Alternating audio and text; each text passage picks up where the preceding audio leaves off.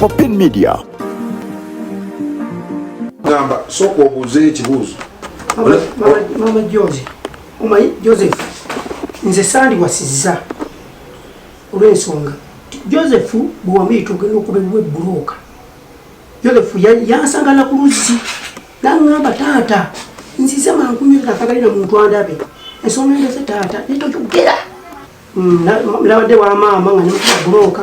Nembuuza maama. Ti maama. Oyo tumuyita tutya oyo? Ono mkyalo yagamba ti oyo etaata wammwe.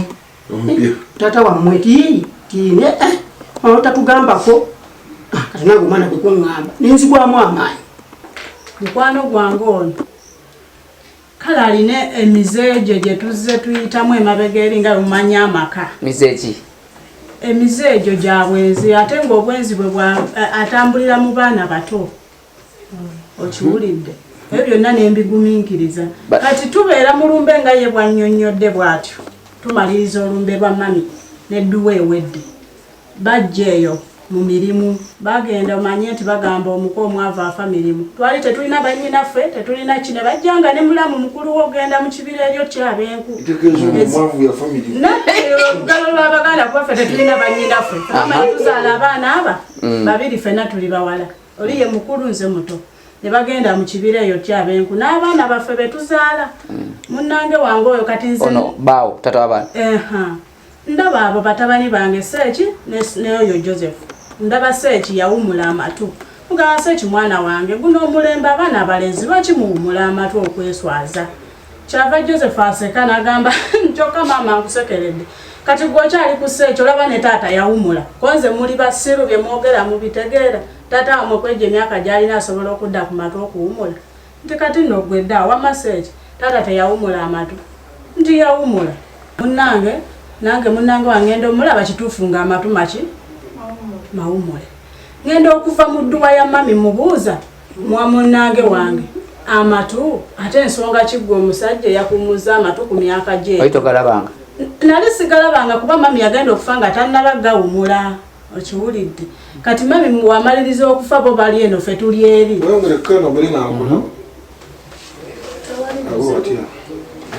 Okiwulidde. Ensonga ki? Kati gw'okola ebyo abaana betuzadde tugenda babuulirira tutya nga gw'olikola ebyo. Okiwulidde. Kyava ngamba omuntu wadde mbokola buli kimu kyayagala. Okiwulidde.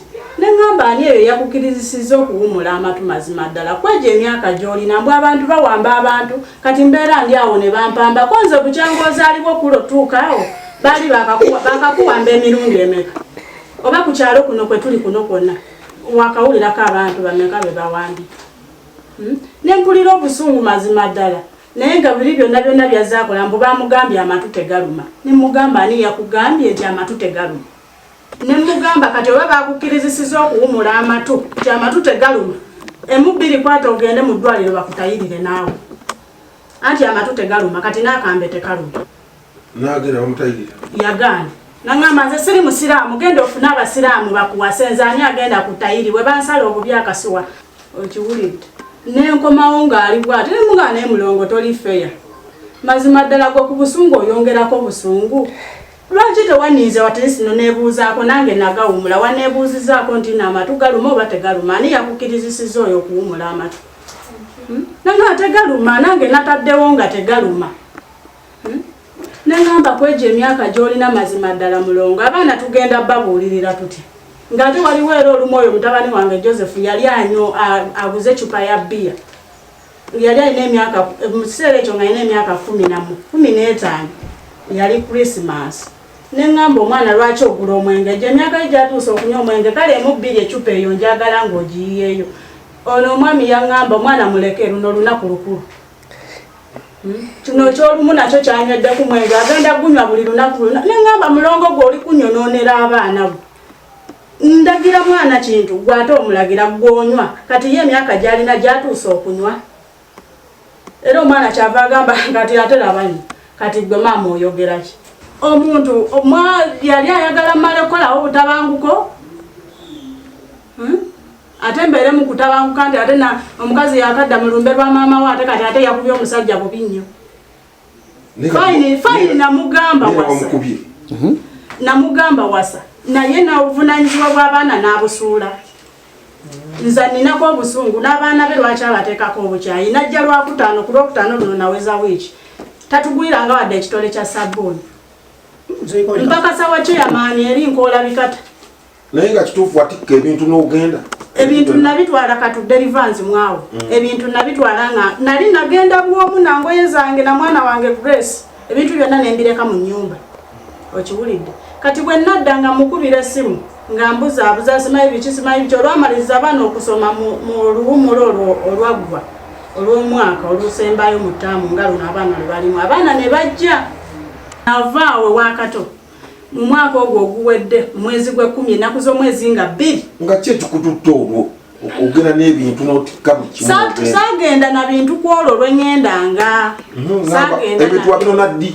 nabino naluvannyuma kati waki ono n'ebintu mukujja nali nzize mukulu Kolini nali nzize nemugamba munnange abaana ndi nabo naye nkukubira essimu ogamba nze sirina ssente gw'omanyi nze saakutumako kutwala ki baana bange neŋŋamba kale nenzijja kati bwe nzijja era neŋŋenda ewa Chairman okusooka ono omukulu yali agobye oyo omwana ewaka Joseph oluvannyuma ng'aleese ono muganda wange kati mu kumuleeta ne mugamba mulongo nedda obwo obujoozi nze namukubira essimu nga njagala buyambi bw'abaana nkuba ku ssimu y'onoono muganda wange yagikwata nanvuma ebigambo bingi nnyo ku ssimu mujja wange nayomba nafuma ne mugamba yogera nali ntaddeko eddakiika za 10 tegeeza wali omwagaliza okufuna nali mwagaliza nga simulinaako buzibu mujja wange oyo yanvuma ebigambo byonna byonna ebyensi eno neggulu nga bw'ataddeko n'okumpemula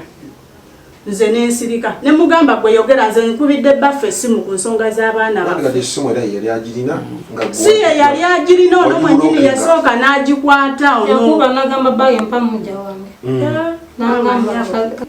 nkomyewo waka nze mbeere mu baana bange nze mwami waffe simulinaako obuzibu na mukyala we oba mufunira wamuteeka mufunire wakola ki wamusa simulinaako obuzibu wadde n'omulundi n'ogumu neŋaakye ono n'agaana kati kyeya kwe kumpa ennamba ye ey'essimu era najja wano waliwo lwe najja wano tewakola Paul Museveni yali ajja lwe yajja eri oba ebusaana oba kangulumira kwolwo tewakola nenzirayo ono yennyini omukulu n'angamba mama Jose byokugenda ewa Kolini tebikola makulu okiwulidde ebintu byakuteesa ono ne ku ssaawa ya leero bwe najja juzi yaŋŋamba Jose tokola lutalo nemugansaba tata Jose nze sirina buzibu naawe ate saagala ntalo saagalira ddala lutalo okiwulidde naye kola kimu kyenjagala kuba abaana bakulemye okulabirira nga ndi eri ate nga nze simusaba kintu kyonna wabula nga musaba school fees ne ssaawa ya leero kati omusajja omwagala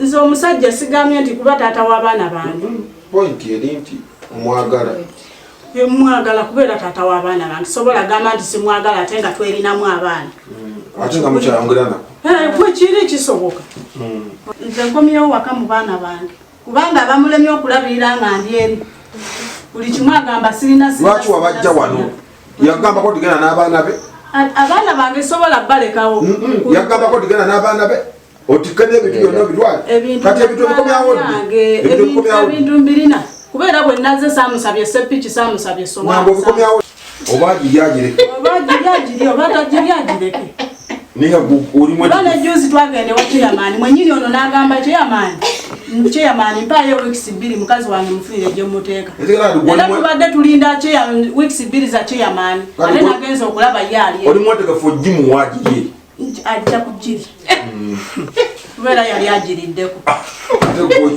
ate gwe wagimumanyisa